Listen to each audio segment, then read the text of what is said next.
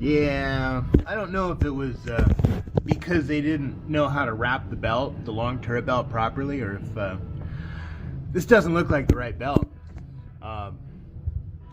It should be like a cog belt, and this is a standard V belt. What do we got here? I can't read that. Can you read that? I don't know. Let's turn some light on. I can't. It won't let me turn my flashlight on the phone. Can you read that? AP112. Yeah, that's not a long turret drive belt. So I think that 112 112-inch belt length is for bevel gears. We don't have bevel gears. Oops. So we're going to take it off of lane number 31 because 31's got a broken deck lift shaft that is not on the list to be repaired anytime soon, unfortunately. So we're going to rob from Peter to pay Paul. Yeah, I know it's a little dark in here, but believe me when I tell you that this belt is not in great shape either. Oh my God, what are we doing here? So these kinds of things can happen when you operate on the no plan, right? Yeah, look at this belt. I mean, I really wouldn't want to put it on this machine, but you know, there's no other choice. They want it running. We can make it run. It's not the best thing in the world, but you know, it is what it is. So we're gonna slap this thing on and make sure that it functions properly, and then we're gonna bounce on to the next thing. A happy rainy Saturday to you. We're gonna take that off the list preemptively. Not sure what's going on with this spring business, but we're gonna take off our second helper spring here, because I don't think that's helping the way they thought it would. We've got our jumper plugged into the circuit box. We've got some lights set up here so we can kind of take a gander at what's going on. Work. There you go. Trying to clean my camera lens again. A lot of glare.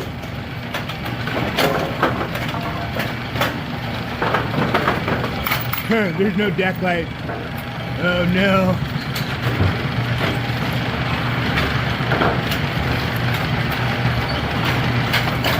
So we didn't drop because we had a full deck signal already. What other wonderful things can we find along the way?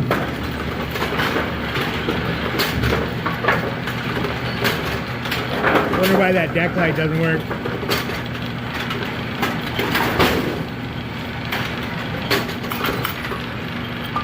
Well, let's cycle it one more time, right? Watch it set down this rack of pins that's currently in the moving deck.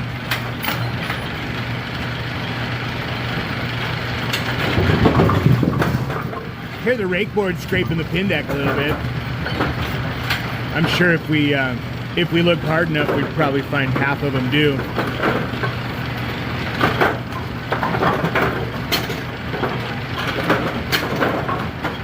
No struggling to index at all with that helper spring removed, so that's good. Good positive pull, so yeah, I think we're good here. Except for our deck light. Toggled it off and then back on, deck light came on. So let's take a look at some of the other things we have planned for today.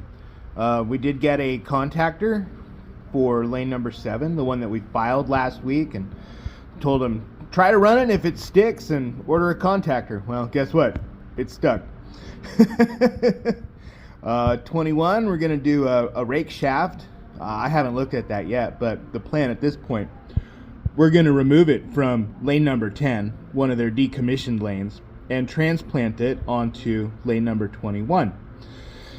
The next thing, what we're going to go to next is going to be lane number 40, and what they're saying is the deck cable adjustment looks off, or when the machine first starts to cycle with a full deck, the moving deck jumps forward and causes a blackout. Well, that's usually not a deck cable adjustment, right? That's usually a bad 1-to-1 cam, or twisted 1-to-1 shaft, or bad moving deck cam follower.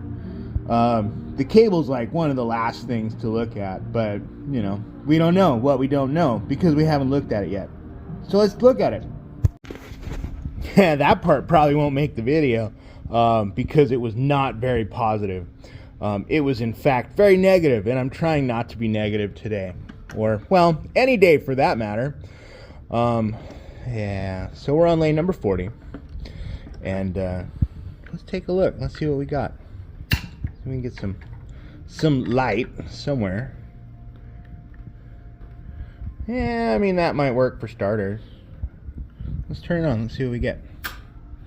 Oh, we are turned off and unplugged. Hold on.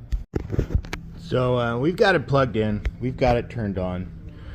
We've verified that our deck jam switch is in the closed position, visually, not electrically. Turn it on. We got nothing. We have nothing. What's going on here? What? I don't understand. Do we need to go back to basics? Do we need to check for incoming voltage and check our breaker? I don't know. I think before I get too technical and go all the way back to my bag and grab the meter, and let's check the masking unit. Remember that masking unit switch? Let's go check it. Let's see. There you go. Oh, no deck light here either. There it is. Wow, listen to that wonderful sound the turret clutch is making. So our clutch, shut up, pinwheel. Our clutch is stopping the machine in the appropriate spot. But let's look. Yeah, it's a hell of a jump forward.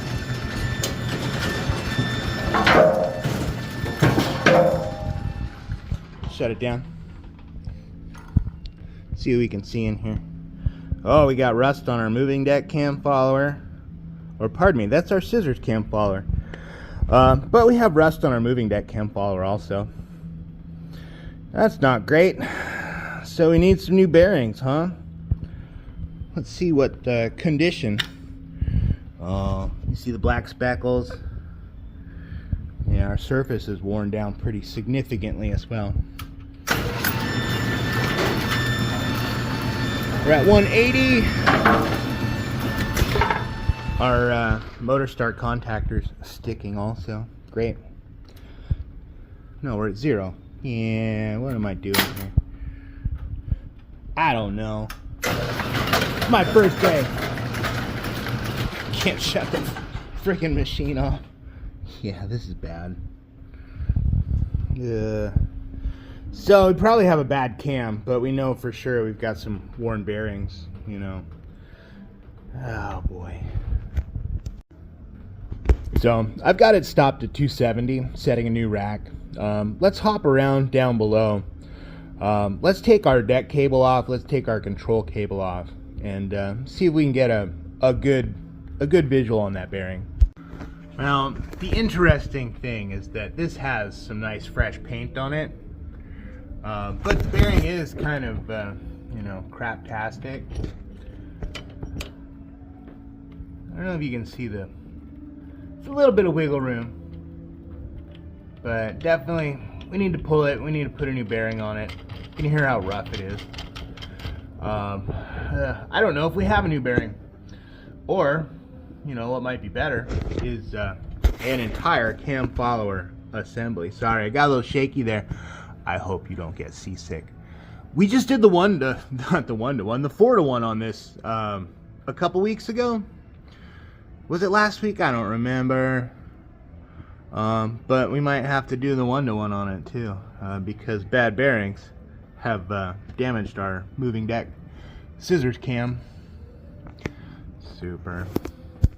Well, you guys time traveled. We kind of skipped ahead. We're getting ready to pull this pin out for our moving deck cam follower. and let's take this back to the I don't want to call it a workshop, because that would mean like actual work gets done there. Wiggle wiggle.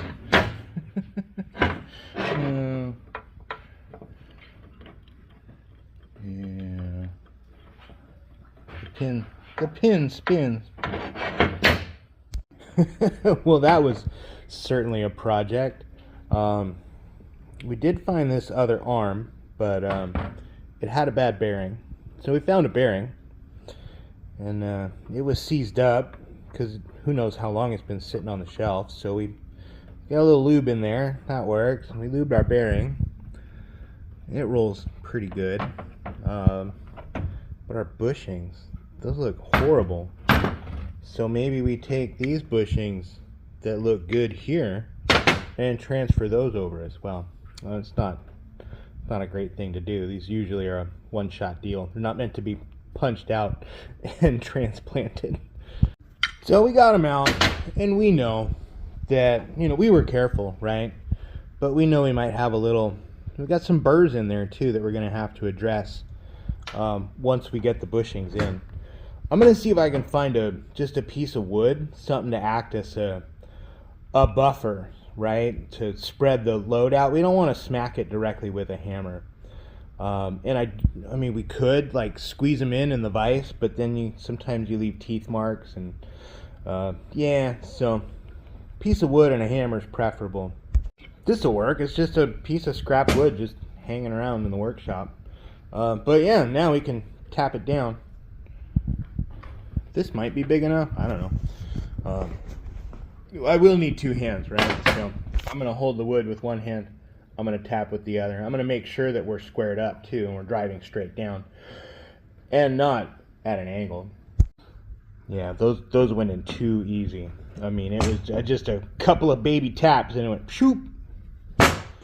So, well, so we've got better bushings in there now. We have parts that function. Appears to be complete. Our pin doesn't roll around. Our hole's not egged out. Bolts tightened down. And even this is not guaranteed to resolve our issue, right? This is one of many things going on at the same time. I almost forgot. We are going to lube the bushings, right? We are going to get this on camera so that you know unequivocally, without any question, yes, the bushings are being lubricated as well. So, you know, we talked just a brief minute ago about damaging the bushings. Well, we did. Our pin doesn't go all the way through. We've got a burr on the end of that sleeve. So now we need to grab a file and clear the burr. So we're just going to work it out with a file. Just going to go around and around in circles. Feel for the burr, focus on that area first. After a couple minutes of filing, we're good. We cleared the burr. Doesn't need a whole lot of pressure, but just a little bit of patience, a little bit of time. Now we can put this back in the machine. So here's the thing that's maybe not so awesome. We have this, focus. It's not gonna focus, it's too dark in here. But so the thing is, we don't know if this is gonna fix our problem. My guess is that the bad cam is just too bad. This is gonna help. I don't know if it's gonna be enough to allow the machine to run without blacking out. We don't know. Well, we don't know until we get there. But this seemed like the best place to start. Well, you might be wondering, maybe like, why did this happen? And the answer is simple. Water ingress into the machines. In layman's terms, it rained on this pin setter.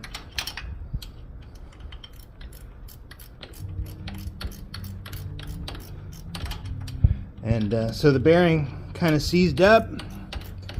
Then it spun the shaft out in the cam follower, and then it wore down the cam follower, it wore down the bearing, it wore down the cam.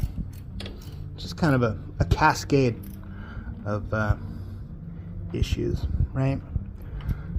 Yeah, tight. All right, well, so let's turn our breaker on. We've got everything back together. We've got our tools cleared out. Let's see if we've made any significant improvements. So what we're gonna do this with no pins on this first cycle. See how it jumps. A little bit. Let's go ahead, let's hit our 180. Bring her back up to 0. We're gonna shut it off. What I'm gonna do, we're gonna manually trip the clutch, and we're gonna advance the gearbox until we see our deck not shift forward anymore. Then we're gonna take a peek at our 4-to-1, where our crank arm is. Right there looks about fully forward. It was hard to see because we were going slow. But let's look here. If we stop our crank arm high, right about there, then we might be able to cover this problem up a little bit. So that's going to be step number 2. Let's go grab 2 1 1/8 wrenches. We're going to take this cone gap. Well, we don't have a gap now because our clutch is tripped, but we're gonna shorten that gap up. We've got her set up here. That's a bit big, right?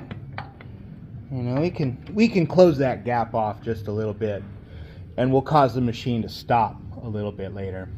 I will need 2 hands for those jam nuts. So we broke it free. Let's go maybe a half turn, 3 faces of that nut, and we'll test that. So let's watch this again. We're at 0, first ball. We have stopped a little bit later. Let's check our jump. A little bit. That was kind of jerky because I was leaning on that rod. Let's watch one more time without me trying to lean on things. Yeah. So let's make it stop a little later. Yeah, we're in the danger zone there. But let's check our shift. Teeny tiny shift. I think we'll be okay with that. So let's start our pin feed here. I don't know, my deck light's not on. That's okay. We have auxiliary lighting.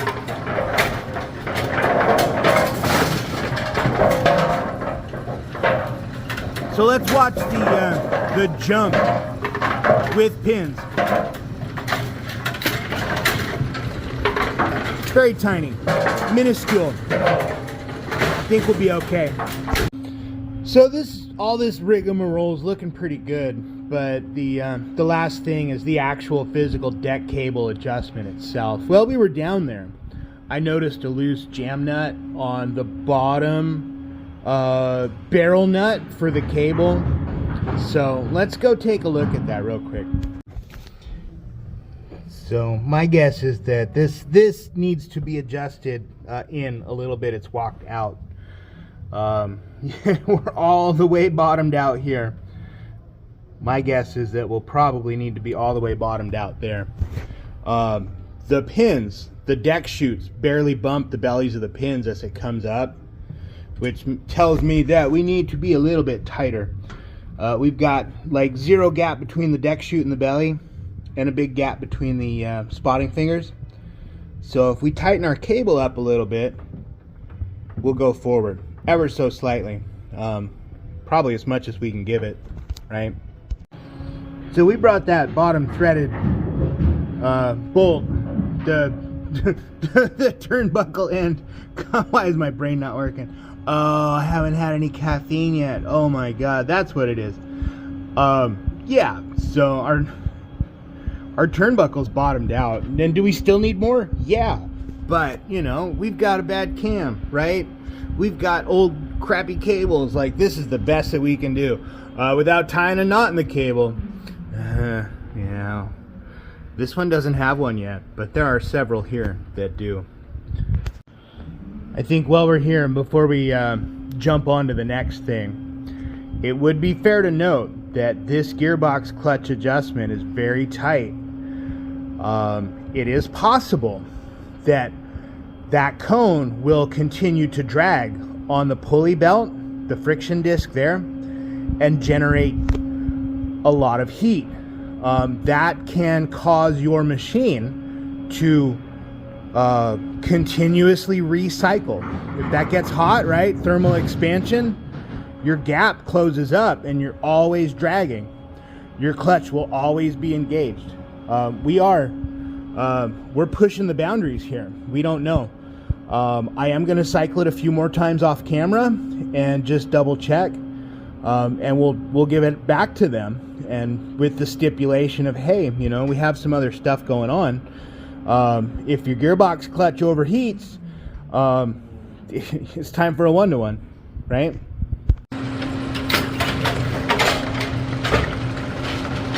That was first ball.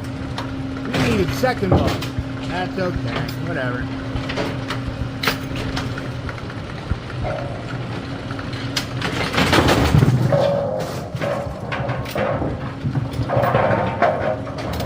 It's a little less wobbly, but you know, they've got some worn out pins too. The bases are rounded. That pin was wet. So we can take lane number 40 off of our list here. We're gonna jump into 21, and we were told, don't mess with 7 right now. They have a lot of reservations and stuff, and they're, you know, that's a lower priority for them. Getting 21 back up and running is a much higher priority. Well, I guess we're gonna need this guy out of the car today, huh? Retro. So I don't think we're gonna cover our rake shaft transplant on this video. We've done a couple of rake shaft assembly changeouts, and we have covered it in the past. In fact, it was probably, I think, the first or second video that I ever made, and we did another one after that, I believe. Yeah, I tried a GoPro in ultra wide angle, and it looked really weird. It wasn't very popular, but you can go backwards in time. Backwards, it might be that way. But the plan, because we're dealing with 2 machines, I need more than just one piece of all thread, right? And I don't want to leave that spring guide tube down on 10 in the compressed position, right? Because that could be dangerous, right? We have a lot of stored kinetic energy in that spring. So we're going to use this tool on 10. And once we get the rake shaft out, we can decompress the spring safely, so it doesn't pose any danger, and we remove its stored kinetic energy. And then on 21, we'll just use regular all-thread rod down there. We should be good to go. Just like that. It's gonna span ear to ear, and now we're floppy. And then when we take it out, we're gonna unthread our tube and safely remove our spring and our front cap, and that way it poses 0 danger to anybody else. We don't have to worry about taking the deck jam, or not the deck jam, the turret jam switch off of the frame. It's already gone. So is the motor, so is the cycle linkage, so is the solenoid, so is the circuit box, so are all of the belts. Alright, well, time to get to it. So we got our rake shaft out, we got everything removed, and we let out our stored kinetic energy in this spring. We're good. She's not going anywhere. I'm trying to figure out what happened here. Like, it cracked on that side, and this side's cracked also. Crazy. Wear and tear or something out of whack. We had to do a little bit of rake shaft bushing inception here. It took about an hour of filing the arm down because the holes had gotten so egged out. So we opened it up with a file for one size bushing that was too big for our X-washer pin. So then we squished the proper diameter bushing in there, and now we have a pin that fits all the way through, nice and snug. But yeah, this is why I don't like using used parts. Like, take it off of one lane, put it on the other, because you don't know what, we didn't know what condition this was in, you know. Well, we do now. That is crazy. So when I took the jam switch off originally, it had a hose clamp on it, and I didn't realize what it was there for. Kelly, can you turn on 7 in the back, please? It was there to hold the jam switch on in the closed position. There's no bolt in the turret, no adjuster bolt. So now we get to go find an adjuster bolt too. Well, now I know why. It's not missing. It's broken off in the frame. Awesome. I wonder if I can get some vice grips. There's like 3 threads sticking out the bottom. Maybe I can spin it out. Yeah, it's working. We're getting her little teeny tiny turns. But yeah, totally working. Totally working. Pain in the butt. Well, one eternity later, and it's out. Man, that made my back hurt. And then, of course, what project wouldn't be complete without trying to tap boogered out threads also? One teeny turn at a time. Talk about awkward. It's okay. We'll make it through. No, I dropped my fucking vice grip. Yeah, buddy, that looks better. There you go. Now we can put our jam switch on. Who would have ever thought that swapping the rake shaft out was going to be the easiest part of this whole operation today? Yeah. So we've got everything back together. I'm gonna run it. I'm not gonna do it on camera. I just wanted to bring you guys in to see some of the weird stuff that we encountered, right? We've already done, I believe, a rake shaft swap and basic adjustments. We're simply gonna do that again here. It's not gonna be a big production. It's not gonna be super pretty. But we're gonna get it in a good shape, a good condition to run properly. That's the goal. We know we can't achieve perfection here, but we need to be able to make it run as best we can. That looks pretty good.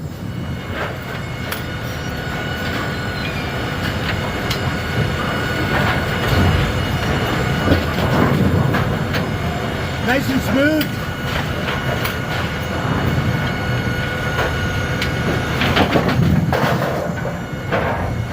Waiting on pins. There's only 18 in this machine.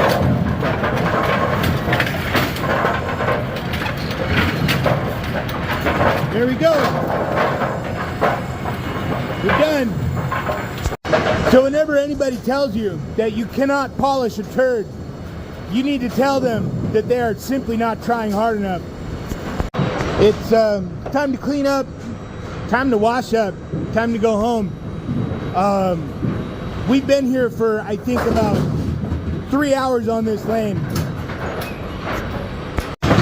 So we can take lane 7 off, or pardon me, 21. 7 will be next week. Yeah, I gotta wash my hands. I ran out of gloves.